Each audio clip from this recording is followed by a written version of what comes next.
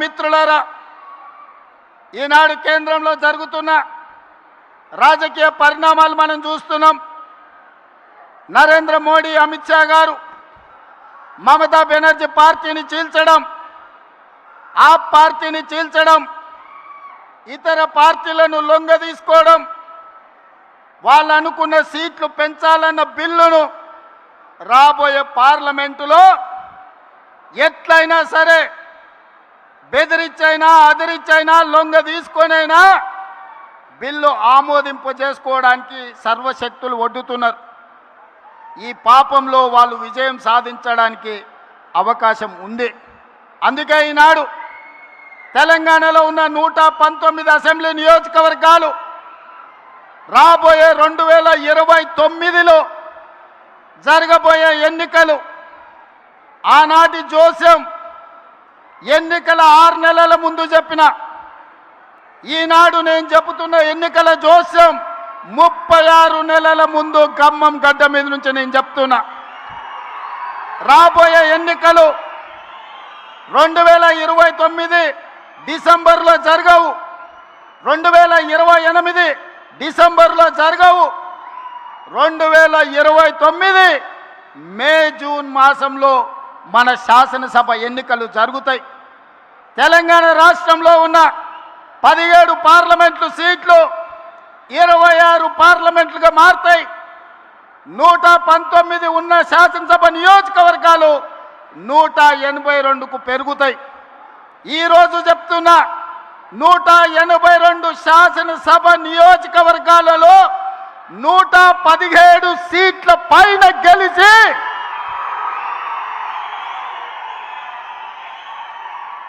117 media మిత్రులారా రాసుకోండి.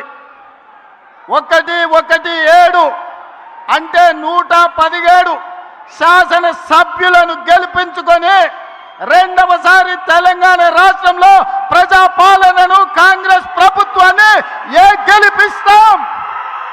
రాముడు మీద,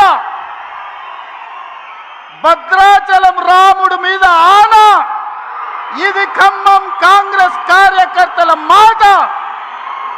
కాసుకో చంద్రశేఖర్ రావు, నువ్వు, నీ కొడుకు, నీ అల్లుడు, నీ బిడ్డ, నీ చుట్టాలు, నీ భజన పరులు, నీ ఒప్పందాలు, నీ దొంగ సర్వేలు చేసే దొంగ ఏజెన్సీలతో సహా గుర్తుపెట్టుకోండి. ఈ తారీఖు జూలై 10, 2026 నాడు మాట చెప్తున్నా. ఈ మాట కోసం రోజుకు 18 గంటలు పనిచేస్తాం మేమందరం, మా మిత్రులందరూ. ఒక్క క్షణం కూడా ఆలుపెరగము, ఆలస్యం చేయము.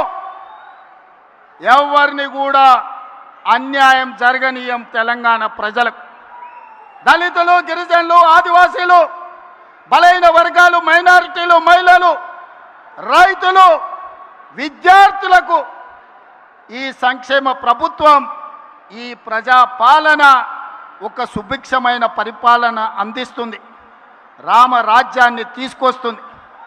ఆనాడు మీ అందరికీ తెలుసు,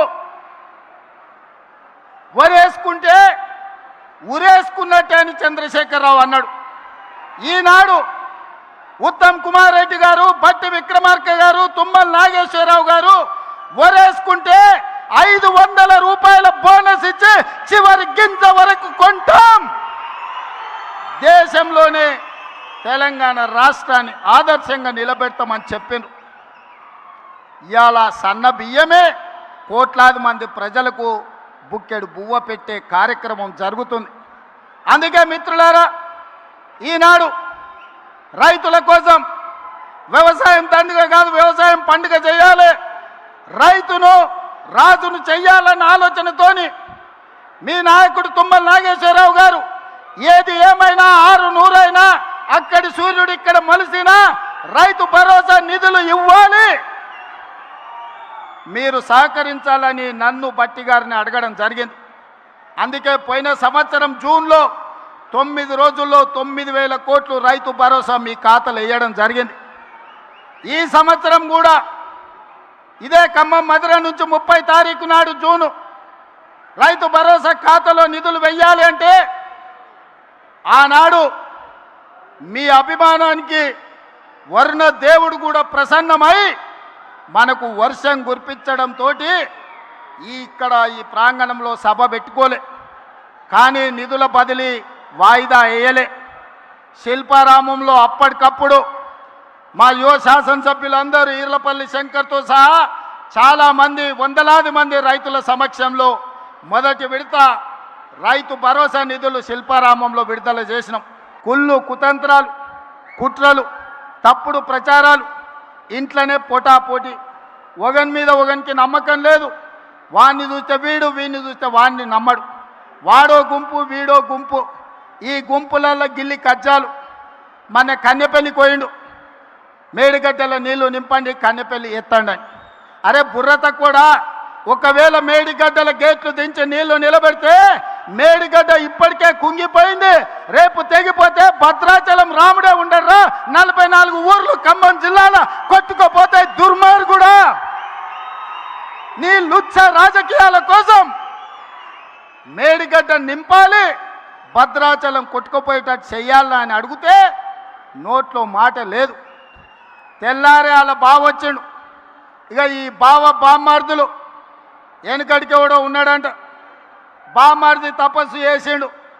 రాజ్యంలో రాజును ఎట్లయినా తండ్రి రాజ్యం ఇస్తలేడు, తండ్రిని కానేసి రాజ్యంను ఏలుకోవాలని పెద్ద మర్రి చెట్టు ఎక్కి తపస్సు కూర్చున్నాడు. బామర్ది మా అయ్య పోవాలి, నాకు అధికారం రావాలని కఠోరమైన తపస్సు చేసిండు.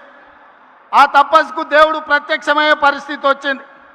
బావకు తెలిసింది బ్రహ్మదేవుడు వచ్చేటట్టే ఉండు, బామ్మార్దికి వరం ఇచ్చేటట్టే ఉండని.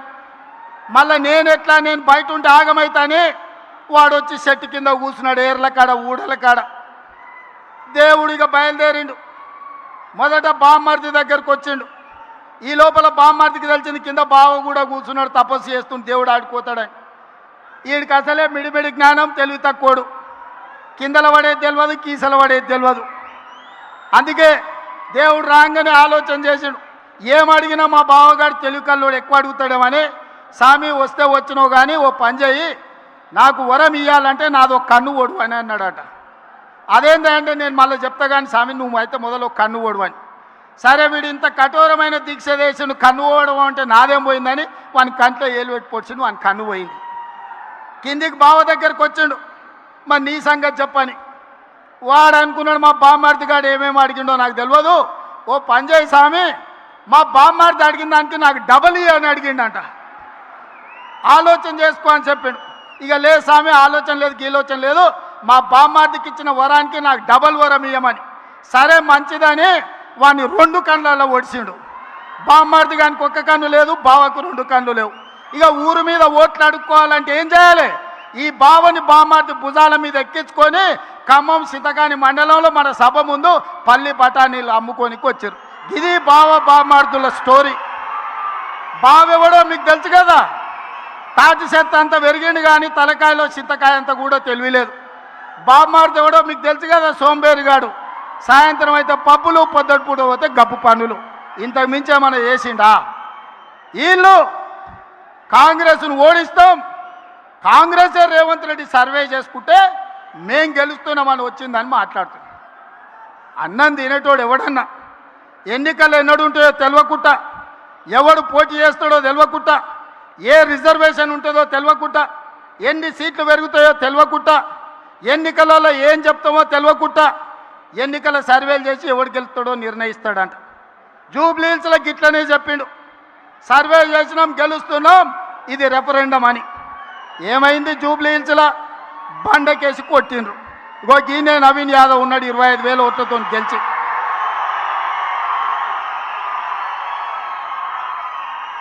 మనము పెళ్లికి బ్యాండ్ మేళమోని పిలుచుకుంటాం.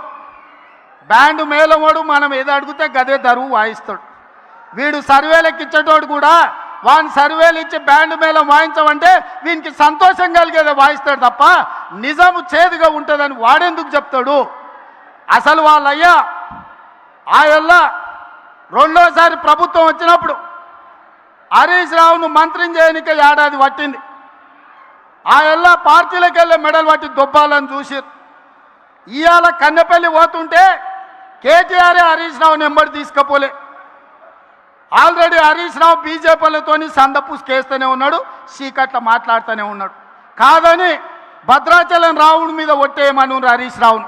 నేను బీజేపీలతో మాట్లాడతలేను, బీజేపీలకు ఓనని భద్రాచలం రాముడి మీద వాళ్ళ మేనమామ కేసీఆర్ మీద ఒట్టేసి హరీష్ని చెప్పమను. నువ్వేడుంటావో తెలియదు, నీ బావేడుంటాడో తెలియదు. కేసులకు భయపడి నీ పార్టీని బీజేపీలో విలీనం చేస్తామని నీ చెల్లెలే ఒక పక్క నుంచి చెప్తుంది. మీ దొంగ సొమ్ము 1400 కోట్లు ఆంధ్ర కాంట్రాక్టర్ల నుంచి కొల్లగొట్టిరా నీ సొంత చెల్లెలే చెప్తుంది. సిగ్గులేనోడా, ఇన్ని నిజాలు ఇట్లుంటే తెలంగాణ ప్రజలు నీకు ఓటేస్తారు అనుకుంటున్నావా? మా అక్కలకి ఈయనే ఉండ్రు, ఇందిరమ్మ చీరలు కట్టుకొని పాలపిట్టల లెక్క. మా అక్కలందరూ సిద్ధమవుతున్నారు. సలాకి ఎర్ర గాల్చి మీ శివరాసన్ లాంటి వాళ్ళకు వాతలు పెట్టాలని. మీ ఖమ్మంలో కానీ శివరాసన్ ఉన్నాడు తెలుసు కదా, తెలుసా? మీరు ఈడ పువ్వాడ అజయ్ అంటారు, హైదరాబాద్లో ఆయన ఒంటికన్ను శివరాసన్ అంటారు. అట్లాంటి వాళ్ళు చాలా మంది ఉన్నారు.